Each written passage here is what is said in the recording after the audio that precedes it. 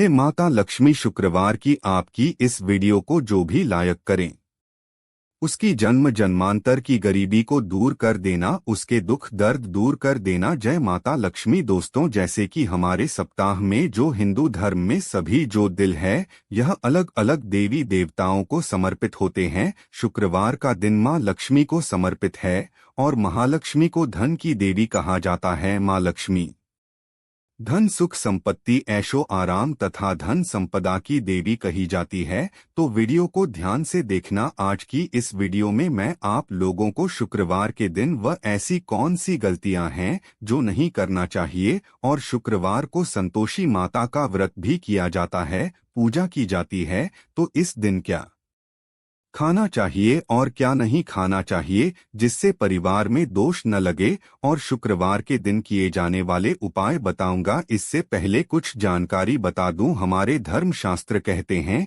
कि माता लक्ष्मी प्रत्येक मनुष्य के द्वार पर 7 बार आती है, लेकिन कई ग्रंथों में ऐसे लिखा है कि प्रत्येक शुक्रवार को माता लक्ष्मी हर मनुष्य के द्वार पर आती है।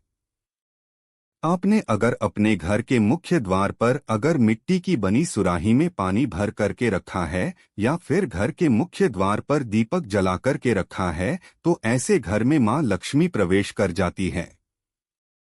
ऐसे घर में धन की वृद्धि होती है।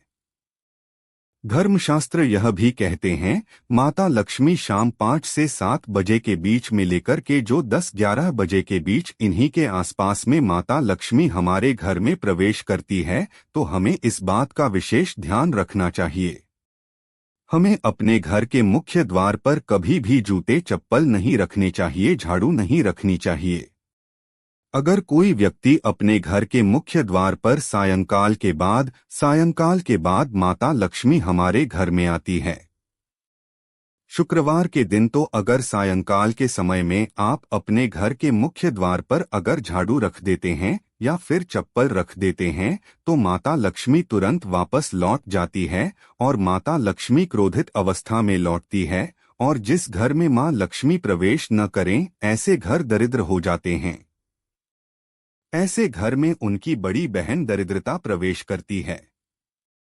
आपने जरूर देखा होगा, सब मनुष्य अपने घर के मुख्य द्वार पर नींबू और जो हरी मिर्च होती है, यह टांग करके क्यों रखते हैं। इसको टांगने का कारण है, जिस घर में नींबू और जो हरी मिर्च तंगी होती है, उस घर में माता लक्ष्मी की बहन दरिद्रता प्रवेश नहीं करती, क्योंकि दरिद्रता देवी का मुख्य आहार नींबू और मिर्ची है। इसलिए यह भी कहा जाता है कि अपने घर के फ्रिज में कभी भी एक साथ नींबू और मिर्च नहीं रखने चाहिए।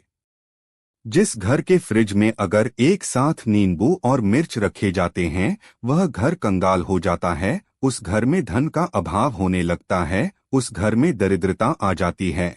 और जिस घर में दरिद्रता प्रवेश कर जाए, दरिद्रता आ जाए, उस घर में हमेशा दुख और तकलीफ आती है, क्योंकि दरिद्रता देवी के साथ में दुख और इटली, ये दोनों उनके सेवक के रूप में चलते हैं।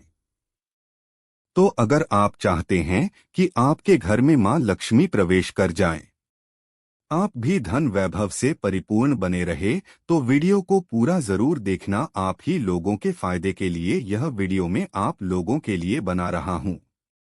वीडियो थोड़ी लंबी हो सकती है, लेकिन जानकारी अच्छी होगी।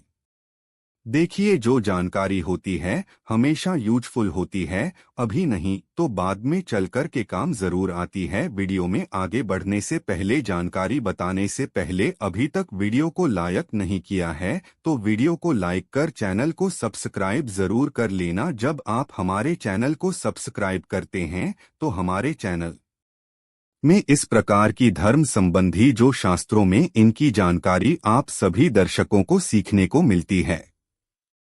धर्मशास्त्र कहते हैं कि शुक्रवार की रात को अष्ट लक्ष्मी का पूजन जरूर करना चाहिए। इनके समक्ष धूप बत्ती जलाने चाहिए, गुलाब के फूल अर्पित करने चाहिए। अगर आप अपने जीवन काल में केवल 7 शुक्रवार तक, ध्यान से सुनिए, अगर केवल 7 शुक्रवार तक गुलाब के पुष्प माता लक्ष्मी को इत्र लगाकर के अर्पित कर देते हैं, तो अष्ट लक्ष्मी आपसे प्रसन्न होती है।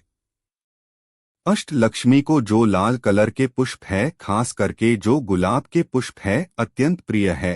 और किसी भी चाहे नॉर्मल व्यक्ति को देख लो, उनकी प्रिय वस्तु अगर आप उनको देते हैं तो काफी प्रसन्न होते हैं। यह तो देवी माँ है, तो आपसे प्रसन्न होंगी। तो आपके जीवन में धन संबंधित समस्या है, किसी भी प्रकार की परेशानी है, वह दूर हो जाती है।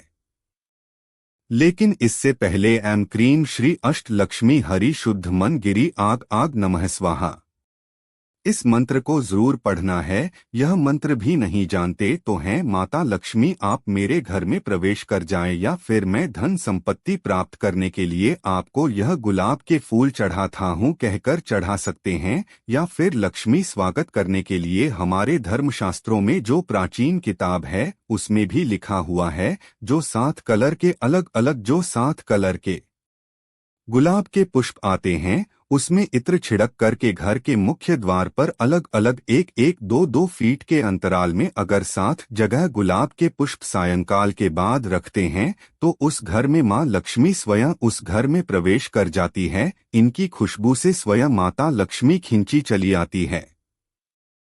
शुक्रवार के दिन कुछ कार्य है जिन्हें करने से बचना चाहिए, जैसे कि इस दिन खट्टा नहीं खाना चाहिए। अगर खट्टा खाते हैं तो आपके जीवन में परेशानी आती है, क्योंकि जो शुक्रवार का दिन है माता संतोषी का होता है, इसलिए इस दिन खट्टे खाने का परहेज करना चाहिए। अगर आपने बहुत पहले माता संतोषी के व्रत किए हैं और आप सोच रहे हैं कि मैंने व्रत संपूर्ण कर लिए हैं, फिर भी आपको इस दिन खट्टे पदार्थ नहीं खाना चाहिए, क्योंकि आपकी भक्ति की डोर मां संतोषी से जुड़ चुकी होती है। इसीलिए माता रानी को जो भी धोखा देता है, खट्टे पदार्थ खा लेता है, उसके जीवन में अंधकार छा जाता है। गरीबी, परेशानी, दरिद्रता उसके जीवन में प्रवेश कर जाती है। जो लोग माता संतोषी को मानते हैं, ऐसे व्यक्ति नहीं मानते तो खा सकते हैं, लेकिन इस दिन धर्मशास्त्र कहते हैं मीठा खाने का। अगर इस दिन मीठा खाते हैं तो आपको अच्छे लाभ मिलते हैं, अच्छे परिणाम मिलते हैं। मीठा खाना चाहिए।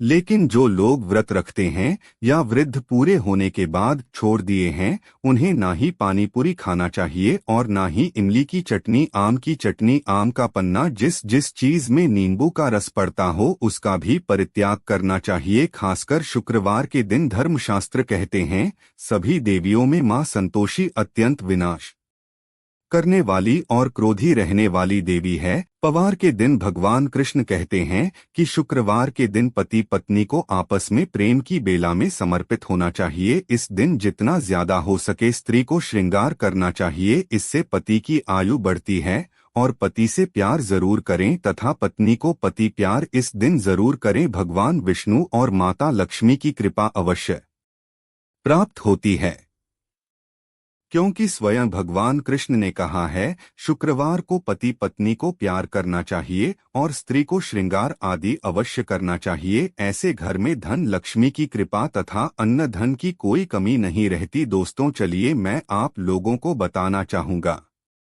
शुक्रवार के दिन क्या करना चाहिए। इस दिन आप पानी में उचित मात्रा में दही और फिटकरी डालकर के स्नान करते हैं तो किसी कारणवश अगर आपके शरीर में कोई रोग लग गया है, दोष लग गए हैं, बहुत दूर होते हैं। रात को सोने से पहले अपने दांत में फिटकरी के पानी से कुल्ला करके अगर आप सोते हैं तो इसे भी अच्छा जो है धनदायक प्रयोग कहा गया है। माँ लक्ष्मी की उपासना करना चाहते हैं तो इस दिन जो है माता लक्ष्मी के लिए खीर बना करके खीर माता लक्ष्मी को चढ़ा सकते हैं, स्वयं खा सकते हैं। मोती की माला भी अति उत्तम कही गई है। शुक्रवार के दिन मोती की माला पहनने से हमारे जीवन में आकस्मिक परिवर्तन होता है। कहने का मतलब है अचानक ऐसा जीवन में परिवर्तन आ जाता है जिसकी आप कल्पना नहीं कर सकते, यानी जीवन में आपको आगे बढ़ने में, आपकी प्रगति करने में, प्रोग्रेस करने में काफी मदद करती है।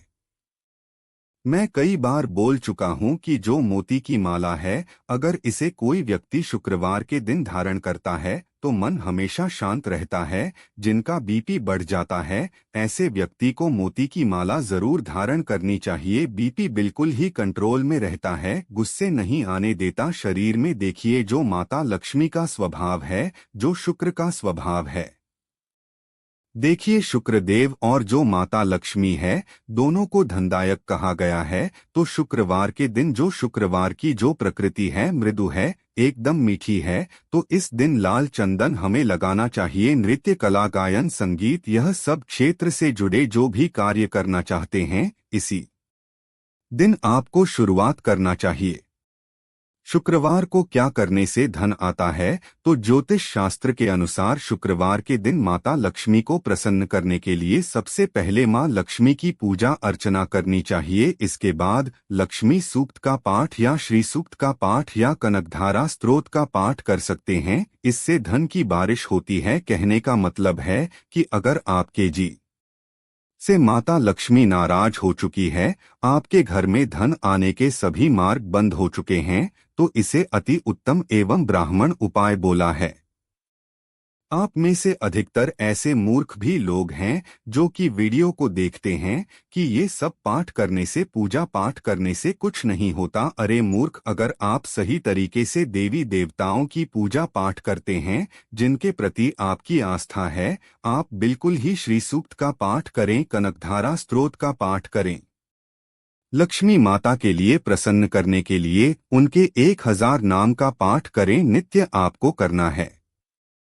प्रत्येक शुक्रवार को अगर आप श्री सूक्त का पाठ करते हैं तो हम 101% स्टैम्प पेपर में लिखकर गारंटी दे सकते हैं, आपकी गरीबी मिटने से दुनिया की कोई शक्ति नहीं रोक पाएगी।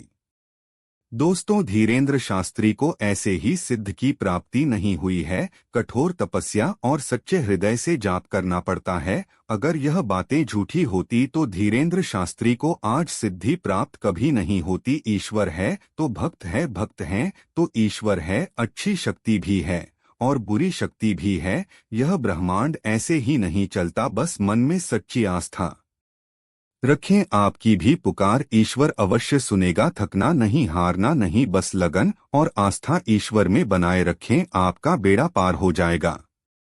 दोस्तों, गरीबी का मतलब है कि आपके जीवन में जो चल रही पैसों की समस्या है, किसी भी प्रकार की समस्या हो, समस्या समाप्त हो जाएगी। मेहनत तो आपको करनी पड़ेगी, लेकिन अगर आप पूजा पाठ करते हैं, स्तोत्र का पाठ करना शुरू कर देते हैं, एक निश्चित आपको मात्रा तैयार कर लेनी है कि मैं इतना पाठ करूंगा श्री सूक्त का, जैसे कि 21 है, 11 है, 100 है। इस प्रकार पाठ का संकल्प लेना हो सकता है और भी फलकारी होता है। अच्छी मेहनत के साथ साथ ईश्वर का साथ भी हमें चाहिए होता है। अच्छे कर्म सद्भावना के साथ करें, पूजा पाठ करते रहे, कम करते रहे, मेहनत करते रहे। भगवान आपके बलिदान को कभी नहीं भूलते।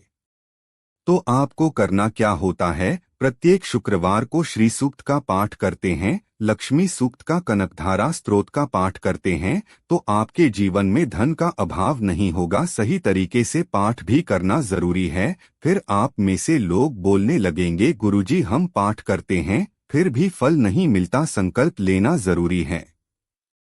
मैं इस कार्य हेतु आपका पाठ करने का संकल्प लेता हूँ। कार्य बोलते हुए आपको जल लेना है, गुरु मंत्र पढ़ते हुए जल को भूमि पर छोड़ना होता है, तब यह फलकारी होता है।